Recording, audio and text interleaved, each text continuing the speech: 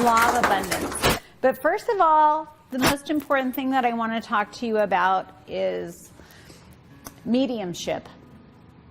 So that's what separates us from so many of the different organizations and religions and everything is that we believe in the continuation of spirit, and that the spirit never dies and life always continues. So with that, you know, I have people say, what's the difference between a medium and a psychic? And a psychic is somebody who just knows things, who is able to do the cards, who is able to do the Ouija board, who is able to do many different types of psychism, you know. But a medium is one who intentionally is in contact with spirit from the other side. So how do you know if you're psychic or a medium? Well, we are all born with the ability to know certain things. And some people think about it and some don't. We all have the ability to be a medium. I believe that when you are aware that there is energy on the other side and you can connect with it. And the biggest thing is to release fear, getting rid of fear. How many of us are thinking that it's not right to contact the other side, right? Well, or that when you die, or for the most part, some of us are not aware of our mediumistic abilities, or that we have them and they're kind of snuffed out and suffocated as children or teenagers because that's the work of the devil, or it's just not right, or, you know, so that's a really big bridge to overcome. So here we are. Obviously, there's a few of us that didn't believe that, which is wonderful. It really is. So, how do I know when I have messages from Spirit, if they're really messages from Spirit, or is it my own imagination? Oh, I hear this so often, you know, and my answer to you is how many times, and jokingly, I used to say, well, I talk to myself all the time, but if you start answering yourself, then you have a problem. But I was one of those people that really answered myself all the time. You know, if you are just getting into spiritualism or spiritualist type of energy where you're listening to spirit and you are now saying, you know what, I'm going to put myself into a place of receptive awareness where I'm going to listen to spirit. But how do I know if I'm listening to spirit or if it's my own imagination? Well, first of all, I have to tell you that spirit will never say anything to you that is damning or that is negative. So if you are having thoughts or words that say, you know, that say, well, you need to go kill your nephew Sam, or you need to, you know, you need to stop and think. Spirit, God, connection, higher vibration would never, ever do anything in a negative form whatsoever. If you are hearing voices or energies that are telling you anything less than a positive of who you are, or a positive of what's going on in your home, then please at this point stop what you're doing and seek help from someone who knows how to connect with higher energies, or who knows how to remove lower energies. Which puts me to another position of explaining to you. I have people all the time say to me, well, how do I know the difference between a negative and a haunting energy? Or how about when we say a lower energy connecting to you? Or, as most of us know, the terminology of possession. Okay? Well, I'm afraid to give myself to God. I'm afraid to connect to spirit, because what if I connect to a lower energy? What if I connect to something that's going to be very detrimental to me? And my explanation to you, and what I know personally, is this.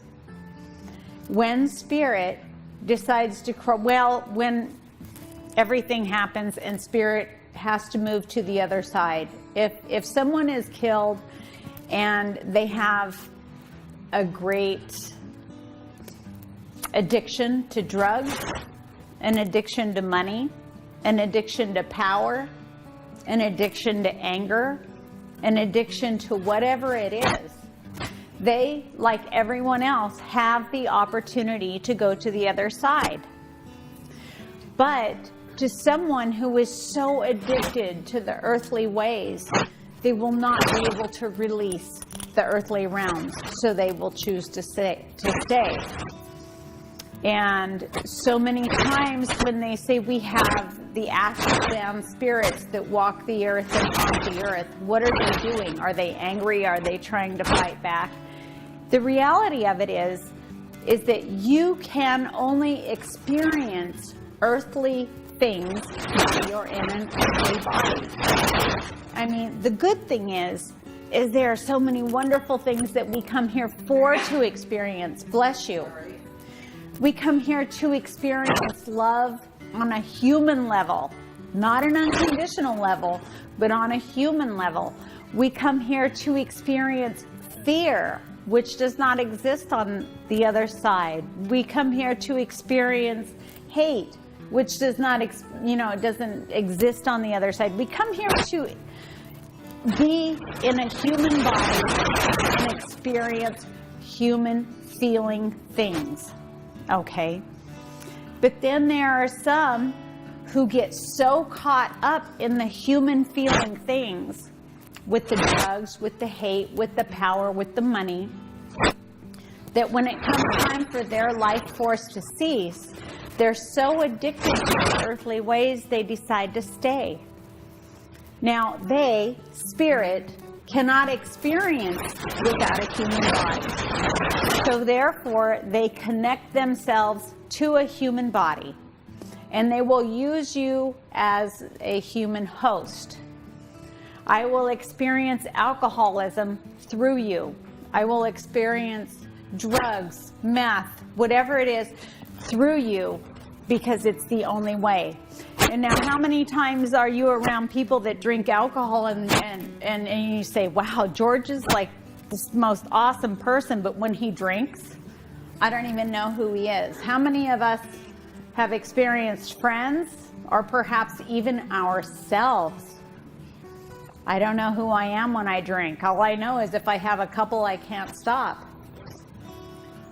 As a spiritual being and having awareness of this, it doesn't mean you have to live your life like a nun or a saint, but be aware of the decisions you make and who you are and the energies around you. If you decide to go out and party and drink, I suggest you highly, sit back, have a moment, get into a meditative state, and ask that your spirit guides and your angels and your protectors surround you and protect you, so that if there's other energies walking or floating around, they don't connect themselves to you. That's all it is. I hear students or other people, one of the most asked, sought after question and answer is, what if I have these entities attached to me? How do I get rid of them? How do I know? Well, first of all, you know who you are. You know you. You know your body. You know what you crave. You know what time you go to bed. You know everything you do. Nobody knows you better than you. So if something doesn't feel right and it's out of sorts, if you're craving more sugar than you would ever intake, if you find yourself snapping and getting angry And that's not who you are. If you find yourself okay to be around people who complain or perhaps lead a different lifestyle than you would lead, and you feel yourself okay with being drawn towards that, that's not okay. Start taking inventory of who you are. What is it that makes you happy? What are you craving? And then go into meditation. How do you get rid of negative energies that are attached to you? Raise your vibration. Where there is light, there can be no darkness. This is a human existence. Earth is not easy. There's amazing, wonderful, beautiful things here to experience. But there is also things that can put a person into a severe depression and take everyone down around you. We are here for each other. Okay? No one is better than anybody here. We are here together. If you have a friend that's sinking, don't step in and live their life for them, but offer what you have. Give what you have mentally, as far as, this is what I would do if you're in this situation. This is what I found works for me. Never say to your friend or anyone, you need to get out of victim mode, honey. That is the most horrible thing that you can say to somebody who is drowning. Give what you have that helped you out of the hole. Give open, empty words of what you think. You know, this is a wonderful world that we live in. Because if it wasn't wonderful, honey, we wouldn't be here. There are so many magical things that are beyond what we know. The little things or the amazing things or the hurtful things, everything we go through has such an extreme meaning in each and every one of our souls' ascension. Every one of us. So I wanted to touch in and give you answers to things that I am most asked. And that's about lower energies and how do we tell? How do we know the difference between our voice and spirit? You know, it's not a game. You will hear good things. If you're not hearing something that teaches you how to balance your life and bring harmony and peace into your life, then you're listening to the wrong voices. And you can ask your guide spirits and your angels to remove all negative energies from your thoughts and from your energy field and from your home. It doesn't take a magic incantation. It doesn't take super wonderful crystals. It doesn't take all these things that we use as spiritualists like sage and Palo Santo and all these beautiful Native American things. All of this brings more power. But if I could walk away and leave you with one thought today, is that you are a creator. Each and every one of you are a powerful creator. Not only can you create things that happen around you, but you create your own world. You create it. You make it. You don't have to have negative energies in your world. In old school dogma, we call that the devil creating temptation. Okay? There is no such thing. You create your own reality. You create your abundance. You create your lack of. But not only that, you control the energy and everything in your world. So if you feel that you're having cravings or desires that you may not normally have and they're not yours, then chances are they're not yours. Take a moment and sit in silence and just say, you know, wonderful God, I ask that you'll come into my energy field and remove all negative energy fields.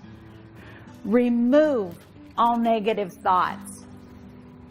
And remove any negative energies that will not let me be who I am for my highest good.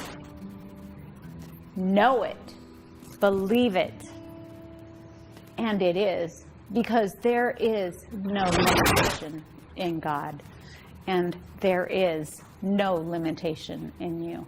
God bless you.